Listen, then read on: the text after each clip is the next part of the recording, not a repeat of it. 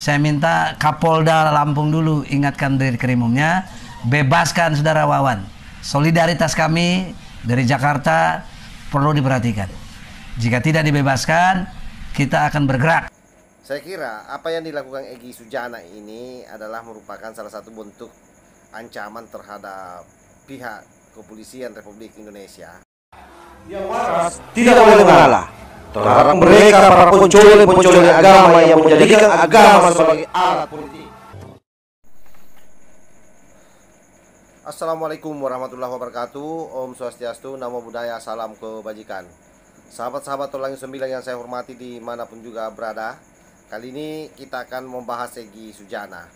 Egy Sujana yang baru saja meninggalkan Bambantri begitu saja, kali ini beralih mendampingi salah satu yang dianggap oleh Egy sebagai korban daripada polisi, dimana yang saya maksudkan ini adalah salah seorang RTW yang namanya Wawan yang ada di Bandar Lampung, yang hari ini kemudian ditangkap oleh Polda Lampung dan dijadikan sebagai tersangka.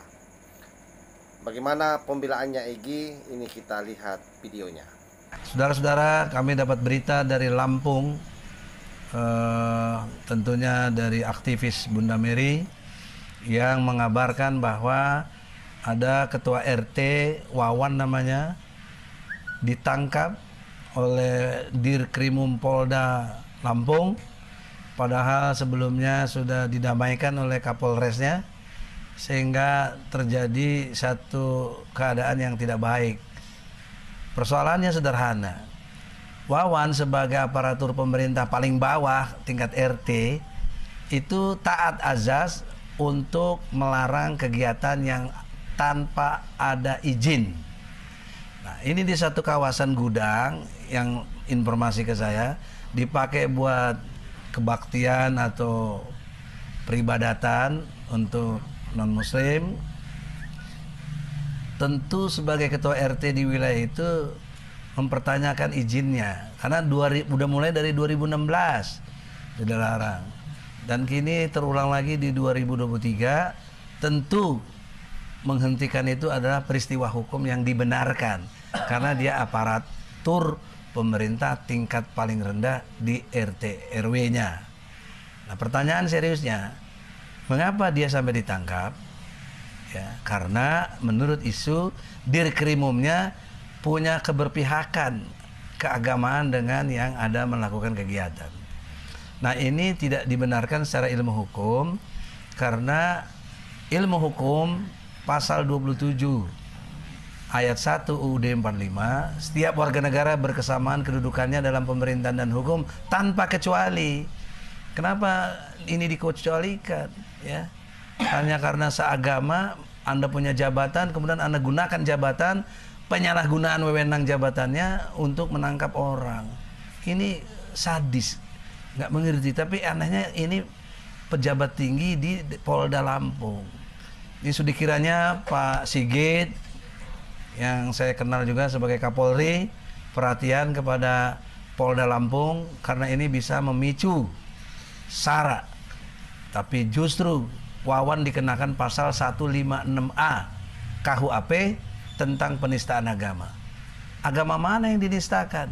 Non-muslim? Tidak, kan tidak ada izin. Dia berhak untuk menanyakan itu. Kenapa ditangkap? Gitu loh. Nah, itulah singkat ceritanya. Maka untuk itu kita minta pendapat singkat Ustadz Khotot. Bagaimana? Terima kasih. Assalamualaikum warahmatullahi wabarakatuh. Waalaikumsalam. Semestinya tidak ada satu diskriminasi ataupun satu stigma kepada umat Islam, seolah-olah bahwa umat Islam istilahnya mereka yang kembangkan itu intoleran. Sebenarnya aparat RT ini kan bergerak sesuai dengan koridor pemerintahan. Kalau dia bukan RT, ya mana berani dia melakukan tindakan itu. Dan kalau tidak ada petunjuk bahwa sebuah kegiatan itu mesti menggunakan izin, ya dia nggak akan mungkin menegur gitu. Nah, oleh karena itu ini kan memang ada undang-undangnya atau peraturannya bahwa kegiatan ibadah itu memang dalam hal ini bukan kegiatan ibadah di tempat orang yang seiman ya, tapi di tempat yang situ mayoritas adalah orang yang tidak seiman, maka memang itu ada aturannya.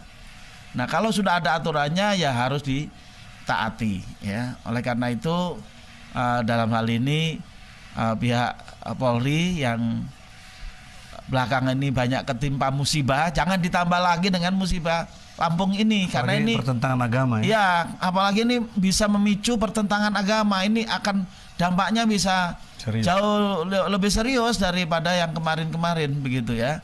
Jadi ini yang saya sarankan pihak Kapolri segera menyelidiki masalah dan mengambil tindakan yang tepat ya.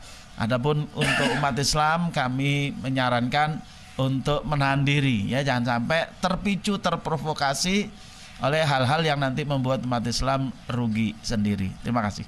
Assalamualaikum warahmatullahi wabarakatuh. Selanjutnya ada pernah memimpin bidang kerohanian di Kemenhan yang kita dengar, Buya Asmin.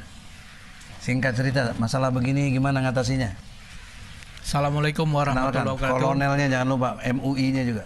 Alhamdulillah wa syukrillah, mendengar berita tadi sungguh mengharukan. Kita sebetulnya sudah tahu bahwa mendirikan rumah peribadatan itu sudah keputusan 3 menteri. Artinya ada izin setempat. Sedangkan RT menanyakan soal izin itu, berarti dia tidak pernah dimintakan izin lingkungan itu. Tapi terjadi, Pak RT-nya malah yang ditangkap. Ini supaya penegak hukum tentu mengulang lagi, melihat lagi penetapannya. Tidak usah seperti yang dikatakan oleh Profesor Egy Sujana tadi, menyeret hukum untuk kepentingannya sendiri. Ini kelihatan sekali firman Allah di sini. Tarda angkal Yahuda wa Nasara. Tidak senang, tapi karena berkuasa dibawa hukum itu ke sana.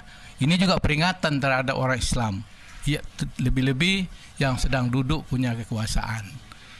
Bisa nggak mendudukkan persoalan hukum atau mempergunakan kekuasaan itu, nggak usah menyeret, tapi mendudukkannya sesuai dengan hukum yang tercantum. Demikian, terima kasih. Assalamualaikum warahmatullahi wabarakatuh.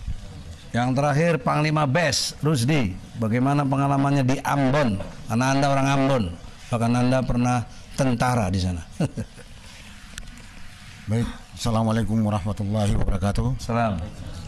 Kalau melihat kejadian yang terjadi di Lampung ini, kita takutkan jangan sampai terjadi seperti apa yang di Ambon, yang pernah kita alami. Mari kita jauhkan, karena berbicara tentang isu agama dan hal yang terjadi di Lampung ini bisa membawa dampak yang paling besar, apalagi berbicara tentang SARA. Jadi kami minta supaya Pak Kapolri untuk segera menangani secara serius, jangan sampai biasnya merembet ke seluruh Indonesia. Karena ini masalah kecil, berbicara tentang masalah kecil, walaupun masalah Lampung, tapi sudah gaunnya ke Jakarta. Jadi kami minta segera ditangani dan pihak kepolisian kalau bisa bertindak yang adil, jangan bertindak semaunya saja, sesuai dengan undang-undang. Terima kasih. Wassalamualaikum warahmatullahi wabarakatuh. Demikianlah saudara-saudara, dalam kesempatan ini kami jelas menyarankan yang terbaik buat bangsa ini. Kami mengerti sila ketiga Pancasila, jaga persatuan Indonesia. Kita harus betul-betul Indonesia ini bersatu, tidak boleh pecah belah karena perbedaan-perbedaan agama, suku, ras. Karena kita adalah Bhinneka Tunggal Ika. Soal agama, lakum dinukum waliyadin. Agamamu agamamu, agamaku agamaku. Engkau tidak sembah yang aku sembah, aku tidak sembah yang kamu sembah. Jadi kita masing-masing jagalah baik-baik. Kalau Dirkrimum yang merintahkan tangkap, saya minta Kapolda Lampung dulu ingatkan Dirkrimumnya, bebaskan saudara Wawan.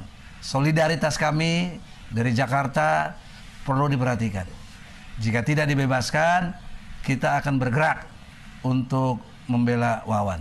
Saya kira apa yang dilakukan Egy Sujana ini adalah merupakan salah satu bentuk ancaman terhadap pihak kepolisian Republik Indonesia dengan memberikan semacam stigma yang buruk terhadap proses perjalanan kasus yang ada di sana, seolah-olah bahwa Wawan ini bukan orang yang bermasalah. Perlu Bang Egy tahu bahwa Wawan ini tidak saja memberikan teguran, tetapi memang membubarkan proses peribadatan orang. Artinya apa? Dari situ jelas ada penodaan agamanya. Kenapa? Kalau sekedar menegur saja, saya kira polisi juga tidak akan menangkapnya Bang Egy. Jadi apapun yang Anda keluarkan, saya kira tidak ada gunanya. Ini Egy Sujana kemana-mana ini pasti dia akan menjadikan lagi isu ini sebagai salah satu isu yang akan membuat dia berhari-hari melakukan konferensi pers terus, melakukan perimingan buruk terhadap penguasa, terhadap penegakan hukum, dan khususnya terhadap presiden. Tetapi saya kira masyarakat sudah tahu siapa Egy Sujana.